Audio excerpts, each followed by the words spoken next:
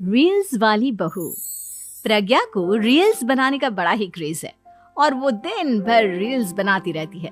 खाते पीते घूमते फिरते घर में कॉलेज में रील्स बनाने के कारण प्रज्ञा पूरे कॉलेज में हाईलाइटेड है। जहां उसकी रील्स सभी को पसंद आते हैं, वहीं मनीषा चिंता में डूबी रहती है। एक रोज जब खाते हुए प्रज्ञा रील्स बना रही होती है, तब मनीषा कहती है, एक मिनट भी चैन नहीं है इस लड़की को। ये नहीं कि खाना तो आराम से खा ले, लेकिन नहीं, अरे थोड़ी देर रील्स नहीं बनाओगी तो आसमान नहीं टूट पड़ेगा। अरे मम्मी, इसी को तो कहते हैं डिटर्मिनेशन। तुम नहीं समझोगी ये सब। भगवान, इस लड़की को सद्बुद्धि दे। जब देखो तब टेढ़ा बाका मुंह बनाती रहती है। मनीषा की बात का प्रज्ञा पर जरा भी असर नहीं होता और वो खाते खाते रील्स बनाती रहती है। दिन बीतने लगते हैं और देखते देखते प्रज्ञा का कॉलेज भी खत्म हो जाता है। आए दिन कोई ना कोई मनीषा को प्रज्ञा की शादी करवाने का सुझाव दे जाता है। सब ठीक ही कहते हैं, प्रज्ञा की शादी कर देनी चाहिए।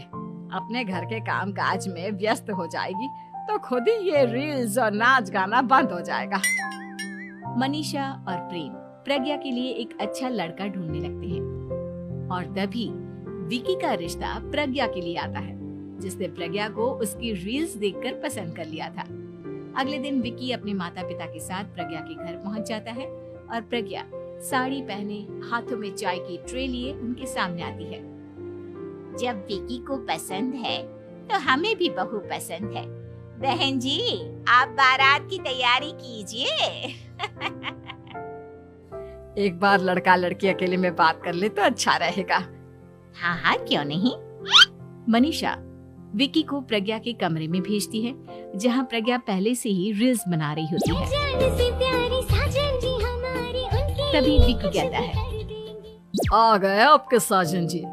हमारे साथ ये रील्स कंप्लीट करती तो और भी अच्छा रहता। अच्छा जी, अब आ ही गए हैं तो बना ही लेती हूँ आपके साथ। दोनों मिलकर रील्स बनाते हैं। जब वी मीट और तुरंत पोस्ट भी कर देते हैं। फिर विकी कहता है, जब आप साड़ी में चाय लेकर आई तब मुझे लगा कि कहीं मैं गलत घर में तो नहीं आ गया। अब सही है। दोनों की शादी पक्की हो जाती है और शादी के दिन भी प्रज्ञा रील्स बनाने से चूकती नहीं। यहाँ तक कि बारात के समय भी नाचते हुए रील्स बनाती है। सभी लोग प्रज्ञा की तारीफ के पुल बांध देते हैं और प्रज्ञा नाचती गाती अपने ससुराल चली जाती है। सब कुछ अच्छा चल रहा होता है। प्रज्ञा यहाँ भी दिन भर हर चीज की रील्स बनाती रहती है। लेकिन कुछ दिनों के बाद जब सुनीता कहती है, बहू, ये रील्स के साथ साथ कुछ काम भी कर लिया करो। वैसे तुझे और क्या क्या बनाना आता है? मम्मी जी, वैसे तो सब कहते हैं कि मैं सब कुछ अच्छा बनाती हूँ, लेकिन मुझे लगता है कि मैं मैगी अच्छा बना लेती हूँ। हाँ, कॉफी भी अच्छा बना लेती हूँ और मुंह तो सबसे अच्छा बना लेती हूँ।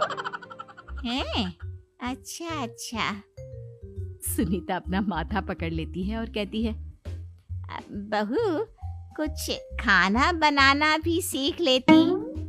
मम्मी जी, मैं लंबी प्लानिंग कर रही हूँ। जल्दी ही मैं इतनी फेमस हो जाऊंगी कि मुझे पैसे मिलने लगेंगे। हम दोनों सास बहू राज करेंगे, राज ना कर काम करेंगी और लोगों की तो लाइन लगेगी हमसे मिलने के लिए। तेरा दिमाग खराब हो गया है क्या बहू?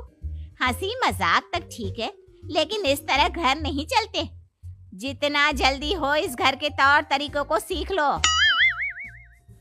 प्रज्ञा मुंह घुमाकर चली जाती है और तुरंत उसी वक्त एक रील बनाती है। ये देख सुनीता का गुस्सा 7वें आसमान पर चला जाता है और विकी के घर आती ही सुनीता उसे सब कुछ बताती है। विकी भी अब प्रज्ञा की इन हरकतों से परेशान हो जाता है। तुम टेंशन मत लो मम्मा, मैं देख लूंगा। विकी कमरे में जाता है तो देखता है कि प्रज्ञा रील्स बना रही है।